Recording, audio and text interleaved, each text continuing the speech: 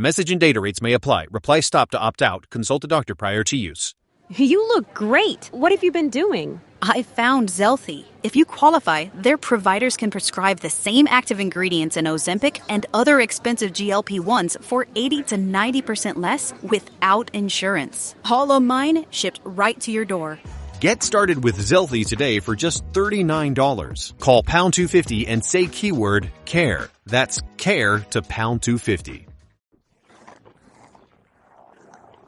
La palabra exorcismo evoca una sensación de miedo primario, un escalofrío que recorre la espalda. Habla de antiguas batallas entre el bien y el mal, de fuerzas invisibles pero poderosamente sentidas. Derivado de la palabra griega exousia, que significa juramento o conjuro, el exorcismo es el acto de expulsar entidades malévolas que se cree que poseen a un ser vivo. Esta práctica, envuelta en misterio y a menudo descartada como mera superstición, tiene una presencia sorprendentemente ubicua a lo largo de la historia humana y en diversas culturas. Desde los chamanes de la antigua Mesopotamia hasta los sacerdotes católicos de hoy, el ritual de confrontar y expulsar espíritus malignos ha persistido, un testimonio de un miedo humano profundamente arraigado a lo desconocido y a las fuerzas invisibles que pueden acechar en las sombras. La universalidad de los rituales de exorcismo sugiere una experiencia humana compartida, un miedo primario a la posesión y un deseo de controlar las fuerzas invisibles que nos rodean. Ya sea visto a través del lente de la religión, la psicología o la antropología, el fenómeno del exorcismo continúa fascinando y aterrando, desafiando nuestra comprensión de la psique humana y la naturaleza misma de la realidad. Los ecos de los rituales de exorcismo resuenan a través de los corredores del tiempo, susurrando historias de antiguos miedos y las medidas desesperadas tomadas para combatirlos. En la antigua Mesopotamia, tablillas cuneiformes que datan de milenios atrás representan rituales elaborados realizados por sacerdotes conocidos como Ashifu, para expulsar espíritus malévolos llamados Utuku. Estos rituales a menudo involucraban encantamientos, amuletos y el uso de hierbas e incienso, reflejando un sistema de creencias que entrelazaba los reinos físico y espiritual. A través de las arenas del tiempo, los antiguos egipcios también lucharon con el miedo a la posesión demoníaca. Creían que entidades malignas, conocidas como jinns, podían habitar los cuerpos de los vivos, causando enfermedades, desgracias e incluso la muerte. Los sacerdotes egipcios, entrenados en el arte del exorcismo, realizaban rituales elaborados, que a menudo implicaban el uso de hechizos mágicos, amuletos y la invocación de deidades poderosas para desterrar estas fuerzas malévolas. En la antigua tradición judía, también, el espectro de la posesión demoníaca se cernía. El Talmud, una colección de escritos rabínicos, contiene numerosos relatos de exorcismos realizados por hombres santos conocidos como Ba'alei Shem. Se creía que estos individuos poseían poderes y conocimientos especiales que les permitían confrontar y expulsar demonios. Sus métodos a menudo incluían la recitación de textos sagrados, el uso de amuletos y la realización de rituales específicos diseñados para desterrar los espíritus malignos. Estas prácticas antiguas, aunque separadas por vastas distancias y diferencias culturales, comparten un hilo común: la creencia en la existencia de entidades espirituales malévolas y el poder de las acciones rituales para combatirlas. Este miedo compartido trascendía las fronteras geográficas, reflejando una profunda necesidad humana de comprender y controlar las fuerzas de la oscuridad que parecían amenazar el tejido mismo de su existencia. Las herramientas y los rituales empleados en las prácticas de exorcismo son tan diversos como las culturas de las que se originan, pero todos comparten un propósito común: confrontar y expulsar las fuerzas malévolas. En muchas culturas, se cree que los símbolos y artefactos religiosos poseen un poder inherente contra el mal. Los crucifijos, el agua bendita y los objetos bendecidos se utilizan a menudo en los exorcismos cristianos, mientras que otras religiones utilizan sus propios objetos sagrados como amuletos, talismanes o hierbas e incienso específicos. El poder del lenguaje también es fundamental para muchos rituales de exorcismo. Se cree que los encantamientos, las oraciones y las declaraciones pronunciadas con autoridad poseen una fuerza espiritual capaz de desterrar el mal. Estas palabras a menudo invocan el nombre de un poder superior, apelando a la intervención divina para expulsar a la entidad malévola. Las acciones físicas y los gestos a menudo acompañan a las palabras habladas. Los movimientos de las manos, los gestos simbólicos e incluso la restricción física del individuo poseído pueden formar parte del ritual. Estas acciones no son meramente simbólicas.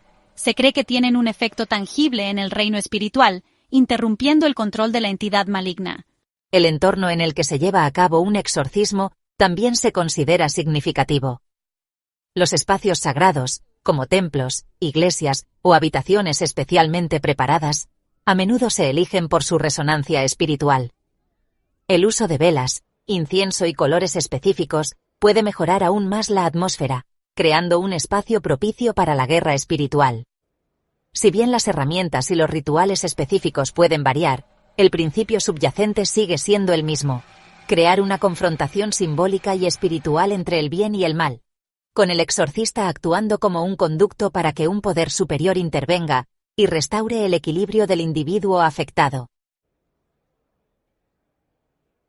El choque entre la medicina moderna y la antigua práctica del exorcismo quizás no sea más evidente que en el debate sobre la naturaleza de la posesión misma. Los psiquiatras y psicólogos, basándose en principios científicos y datos empíricos, tienden a ver los síntomas que a menudo se atribuyen a la posesión, como estados alterados de conciencia, comportamiento errático y hablar en lenguas, como manifestaciones de enfermedades mentales en lugar de una intrusión sobrenatural. Condiciones como la esquizofrenia, el trastorno de identidad disociativo y la epilepsia, entre otras, pueden producir síntomas sorprendentemente similares a los que tradicionalmente se asocian con la posesión demoníaca. El modelo médico busca comprender estas condiciones a través del lente de la química cerebral, la genética y los factores ambientales, ofreciendo tratamientos como terapia y medicamentos para aliviar los síntomas y mejorar el bienestar del individuo. Sin embargo, las líneas se vuelven borrosas cuando los tratamientos médicos convencionales no logran aliviar los síntomas, o cuando las personas exhiben comportamientos que desafían la explicación racional. Algunas personas, incluso después de una extensa evaluación y tratamiento psiquiátrico, continúan experimentando voces, visiones e impulsos que atribuyen a fuerzas externas y malévolas. Aquí es donde las perspectivas de la ciencia y la religión a menudo divergen. Mientras que los profesionales médicos pueden buscar diagnósticos o enfoques de tratamiento alternativos, algunas personas, particularmente aquellas con fuertes creencias religiosas, pueden encontrar consuelo y explicación en el ámbito de lo espiritual. Para ellos, el exorcismo, en lugar de ser una práctica obsoleta, ofrece un camino hacia la curación y la liberación de una fuerza que perciben como muy real y profundamente amenazante. La cuestión de si los fenómenos atribuidos a la posesión tienen sus raíces en el tormento psicológico o en una genuina intrusión demoníaca sigue siendo un tema de intenso debate e investigación continua. Por un lado, la psique humana es un reino complejo y a menudo enigmático. El trauma, el abuso y las enfermedades mentales pueden manifestarse de innumerables maneras, a veces produciendo comportamientos que parecen inexplicables o incluso sobrenaturales. El trastorno de identidad disociativo, por ejemplo, puede llevar a las personas a experimentar personalidades o alteraciones distintas, cada una con su propia voz, gestos e incluso recuerdos. Estos alter egos a veces pueden percibirse como entidades externas, lo que lleva a la sensación de estar controlado o influenciado por fuerzas que escapan al control de uno. Por otro lado, innumerables culturas a lo largo de la historia han atestiguado la existencia de entidades espirituales malévolas capaces de influir o incluso habitar a los seres humanos. Los relatos de posesión a menudo describen a individuos que exhiben una fuerza extraordinaria, hablan idiomas que nunca han aprendido y muestran conocimientos o habilidades más allá de su capacidad normal. Además, algunos argumentan que la eficacia de los rituales de exorcismo, incluso en casos en los que los tratamientos médicos han fallado, da crédito a la posibilidad de una genuina intervención espiritual.